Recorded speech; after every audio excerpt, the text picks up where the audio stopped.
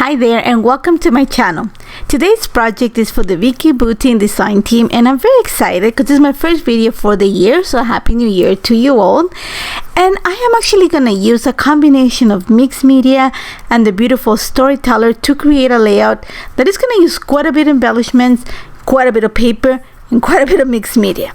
So I'm starting just with some ideas. I have kind of idea of a palette that I want to use for this layout, and I want to make sure that my background is very neutral. So my idea is I want to create kind of a frame of mixed media on my paper to add all the embellishments and everything is gonna pop. So you're gonna see that I'm pulling a piece of foundation paper.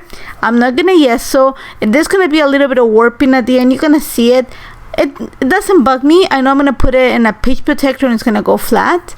So what I'm gonna do is I am actually gonna use tones of gray and tones of black to make the background for my layout. And I'm using Vicki Boutin art crayons for this.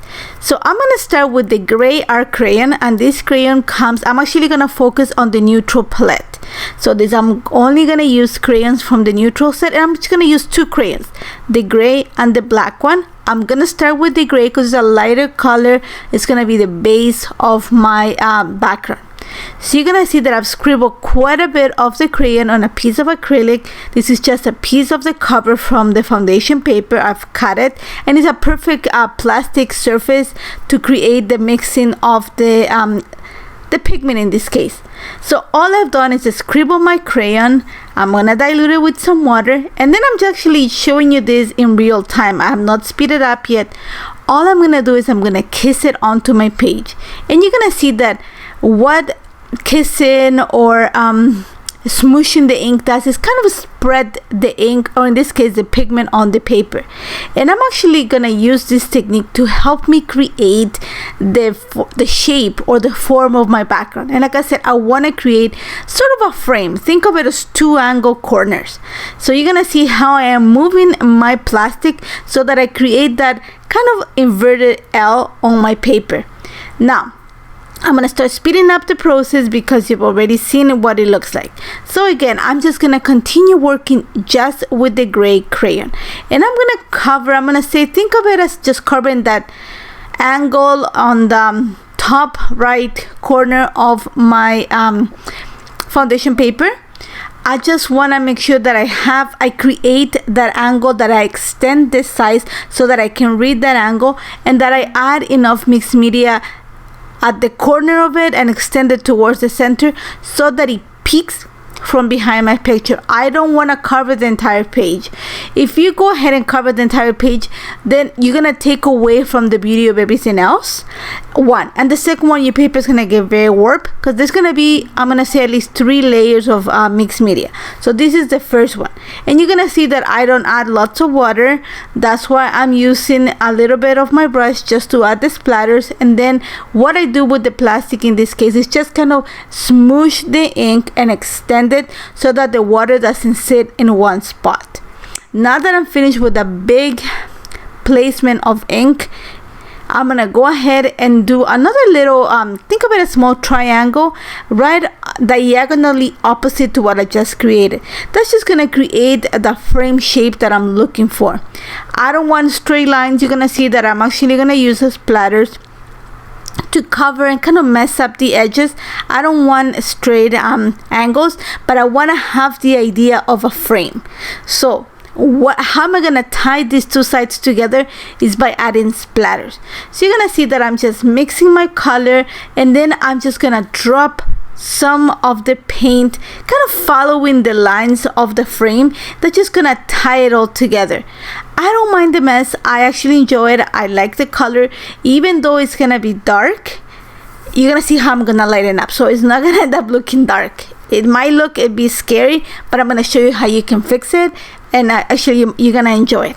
So I'm just adding my gray art crayon, and I'm gonna set it aside to dry.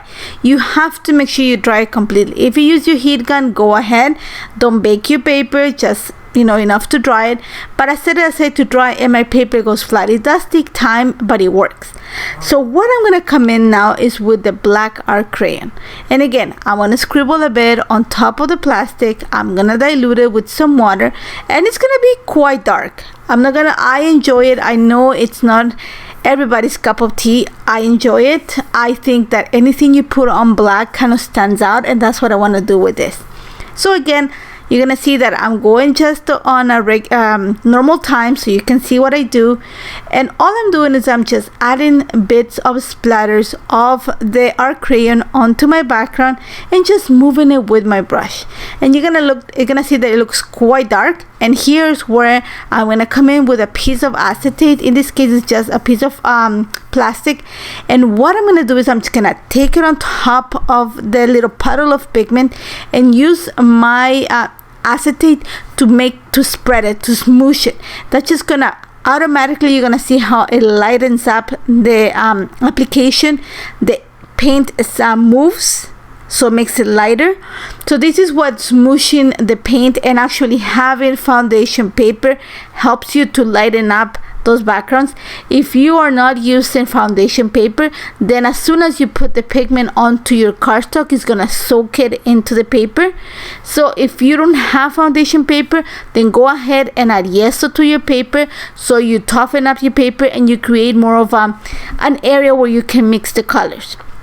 So you're gonna see that again I'm gonna continue adding the pigment so that I add enough of that darker shade to the large triangle that I have, and then I'm gonna do the same with the small triangle. And I'm gonna finish again. I'm gonna add some splatters just to create that frame idea that I'm adding for my background. Again, set it aside to dry completely before I continue working, and you're gonna see how my paper warps a little bit. So now here's where I'm gonna lighten up the background. I'm bringing one of the stencils from the Radiate set, and these are from the Storyteller collection. I am gonna mix a little bit of iridescent glaze with yeso. I'm gonna say equal parts yeso to equal parts iridescent glaze. I'm not gonna need much because I'm gonna use my stencil brush to apply it. Now I am mixing iridescent glaze with yeso because I don't like that silvery tinge that the iridescent glaze has, and by adding it a little bit of yeso, it just lightens it up and it takes some of the shine away, so it makes it kind of satin looking, which is what I enjoy. So I'm mixing them together. Once I have them mixed, I'm actually gonna apply it on top of my stencil, and I picked the one that looks like little scribbled flowers. So you're gonna see that I'm just using whatever's left over on my little palette to apply on top of the stencil, and then I'm gonna stretch that application using my stencil brush on a circular motion. What the stencil brush is doing is just kind of stretching the application. Now here's the key. I'm not gonna cover the entire area. I want to make sure that I follow the triangle shape that I created. A lot of this is gonna be hidden in a way. It's gonna be covered by the picture, but you're gonna see peaks of it once everything is added. And I'm gonna do the same thing at the bottom, that small little triangle. Again, I'm gonna pick up some of the paste with my palette knife, put it on the stencil, and then I'm gonna spread it with my stencil brush. Happy, it's gonna lighten up the background. It is actually gonna give you texture, not a lot of shine, very subtle texture. It's gonna take your background, make it very textural, bring some interest, kind of create some more of a focus area for everything. And now that it's ready, I'm gonna set it aside to dry completely, and then we'll be back and I'm going to show you the palette that I chose for this layer. So the palette that I chose for this particular layout, it has to do with teals and a lot of that kind of peach tone that the collection has. And I really love the fact that these colors combine nicely on the layout, and it's gonna make everything that I put on top of it actually pop. So I'm gonna start by backing my picture with one of the library cards from the first draft paper. Love that paper. I think I bought like 4 or 5 extra ones because I love it. And the first thing I'm gonna do is I'm gonna flip my background 180 degrees. I want the big triangle to sit on the bottom left corner of my layout. It was at the bottom, so it was at the top right corner, and I was gonna sit on the diagonal opposite side. So then I'm gonna bring a piece of paper, and this paper is from the Flourish paper, and is the one that has the beautiful teal with little, it looks like little a design that looks like tiles with white and peach. I'm just gonna cut a little strip. I want to use the background as a reference for my papers, so it kind of creates that angle idea. And then I'm gonna add a piece of the mariposa paper, and that's gonna give me that angle idea. The Flourish paper is gonna go on a vertical line, and the mariposa is gonna go on the horizontal line, so that gives me that L shape that I created with the mixed media. You're gonna see that I'm not gonna glue anything on camera. I'm gonna set everything in place, and then I'm gonna take it off camera and glue it all together, so you're not gonna see the part. So now you're gonna see that outside of the camera, where all of this dried, I also cut, I'm gonna say around half the paper from the fresh cut paper. This is what has all those florals, the ranunculus and different colors, and I love florals, so I'm gonna take advantage of them to create my layout. So you're gonna see that I struggle with some of them, so I'm gonna say I did not cut part of my process. I did cut the part where I'm gonna glue everything in place, but I'm gonna show you how I played around with the images. And the first thing that I want to do here is I don't want to cover faces or with the florals. So I'm gonna use one of those large florals at the top left corner of my layout of my picture, because I have a lot of empty space there, so I'm gonna make it a little bit heavier there. And then to balance that, I'm actually gonna bring one of the frames from the ephemera pack. That's just gonna make it kind of balance the heaviness of the florals at the top with the layer of the frame. Here I'm gonna add some of the florals just to balance the both sides of the picture. Once I have that in place, I'm actually gonna start looking at how I'm gonna add my title. I know my title is gonna go on the top right corner now of the layout, but I also want to add some embellishments to the picture without taking away from it. So the first thing I'm gonna do is I struggle a little, and like I said, I want to show you the process of, I did not cut any part of the process, but I'm gonna cut the part of the foam adhesive. And it's just so you see how I played around with so many configurations so that I find the right balance. And for me, a layout is all about balancing. If I have already, first of all, I need to create a triangle, so I know that I'm gonna have to use some sort of floral on the top right corner of my layout to create my title, just so it balances the other two that I have already on the picture. Then I'm gonna add a sentiment, like I said before, just to make it to kind of ground my page.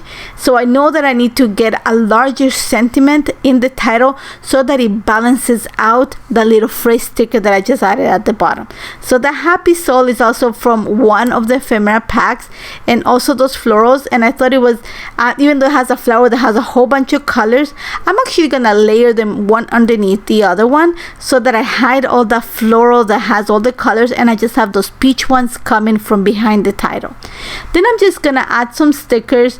I want to make sure that like I said, I wanted to play with the idea of the L, the shape that I created. So I'm gonna add embellishments that are gonna elongate those edges. So you're gonna see that I fussy cut some of those little yellow flowers from the first cut. Is it the first cut? Yeah, the fresh cut paper is part of the paper. And then I'm just gonna add some stickers just to create, like I said, elongate those sides. And then I'm gonna tie all these together by adding little butterflies that are gonna kind of continue in and tying all the edges together. And that's about it. Like I said, all I'm gonna do outside of the camera right now is just add some foam adhesive behind it. Nothing got moved. I think just one or two stickers got moved, just because when I added foam adhesive, just kind of moved some things or shifted some things, but nothing else changed. Everything pretty much the same way. And what I did though is add foam adhesive behind the picture, and then behind some of the layers of paper, just to give it some lift. But I love how this turned out. It was super fun to put together. I hope you try it. As I always tell you, mixed media is fun. It doesn't have to overpower your page, just has to enhance it. And this is what the dark background does to it. You're gonna see just pops of it. You see the texture. A lot of what you created is gonna be hidden, but you can still see the corner of it, but it's just gonna make whatever you put on top of it just stand out. Now, You can go with a smaller picture. This is pretty much a 4x5, I think, so it's quite big, bigger than what I'm used to working, but I hope you try it. As always, if you have any questions, don't hesitate to contact me. Thank you so much, guys.